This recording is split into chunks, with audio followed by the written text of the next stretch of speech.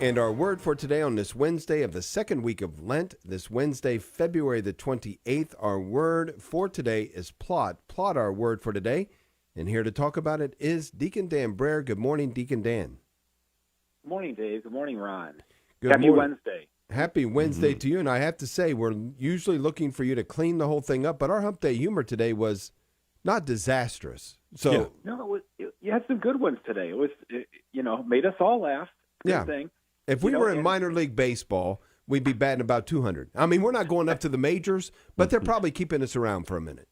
All right, we'll make sure the Hall of Fame doesn't get a call here. Yeah, I mean, I was reflecting this morning on the fact that that today, this Wednesday, marks officially 1/3 of the way through Lent. Oh, wow. No, it did not. Yeah. Kind of a crazy way to think of it because it's really moving along quickly. Mm-hmm. Unfortunately, I won't see you at the fish fry on Friday. We have this is Deacon formation weekend, so I'll be down in Fremont. So I have to miss all of the fish fries this weekend, which is disappointing. But we're looking forward to seeing you at the big event on March the 14th, along with your beautiful wife, Ann. Can't wait for that. We're looking forward to it. Awesome. So the word of the day today is plot, and whenever I hear that word, I think of I'm sure that you both remember Harry Chapin, right? Yes. So if Cats in the Cradle and Taxi and all those songs. So here's a name drop. He's one of the few stars that I ever actually had a chance to meet and talk to at some length. Really? And I mean, what a wonderful man. I met him on his birthday. Actually, it was during his break of his concert, and we talked guitars and all kinds of things. Oh, wow. But at any rate, he always said, he would joke about in his concerts, that whenever a song he was playing dropped down into a minor chord, he would say the plot is about to thicken. Wow. And I always remember that because it's really true. I mean, there's different times when the plot is about to thicken. So it is those songs in minor keys. Now, when he's using the word plot, he's talking about a storyline, like the plot of a play or a movie. Mm-hmm. I taught math all those years, and so for me, the word plot, I always think of as plotting a point on a graph. Mm-hmm. It's something you do to locate a point. But the most common use of the word plot is the dictionary would say that it's a secret plan to do something that's harmful to somebody else. Mm-hmm. And it's oftentimes, if not usually, illegal. So the Bible is riddled with plots. You have to go, you go into the book of Psalms. There's descriptions of plots all over the place. Like in Psalm 21, it says, though they intend evil, devising plots, they will not succeed. And so it's, this idea that those who are trying to harm us are going to plot against us, but in the end, God wins. Psalm 37 says the wicked plots against the righteous and gnashes at him with his teeth. So there's this idea of people plotting, creating plans to hurt somebody else as a theme. We see it in the book of Daniel, which we certainly hear this time of year as well as during Advent. In chapter 6, the people in the kingdom there try to set him up. They have a plot to have him killed, where they make a new rule that if you're praying, if anybody's caught praying to their God instead of the king, then he has to die. And then they set him up. They allow the king to make this a rule, and then they go catch him, and then they throw him into the lion's den. That's why all of that happens. So it's a plot to have him killed.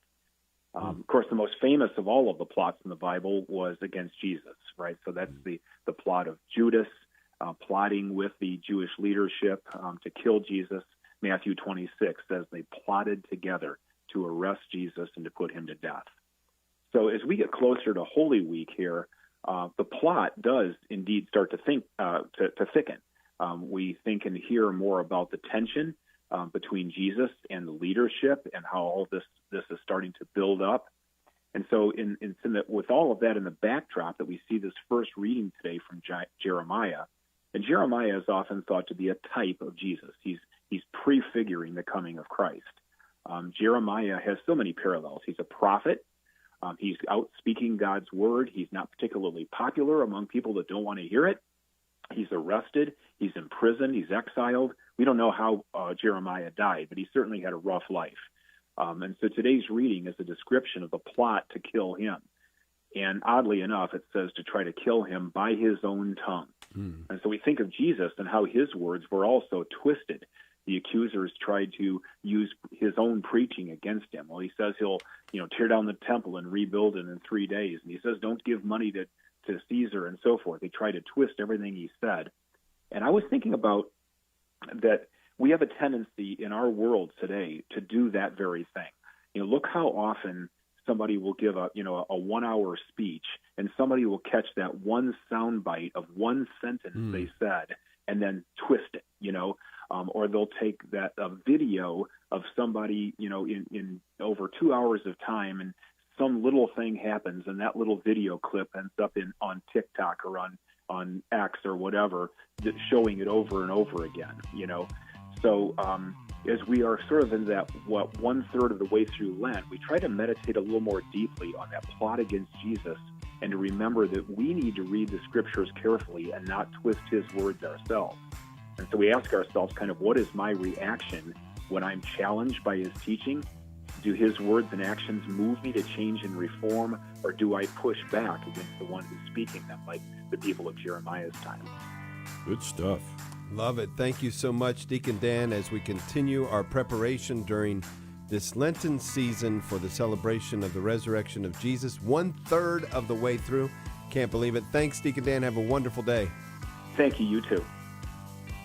Yeah, we'll miss you at the fish fry, but yeah, it's going to be a great Deacon's weekend. We're going anyway. Yeah, that's we're going right. to eat some fish. Hope to see you there, too.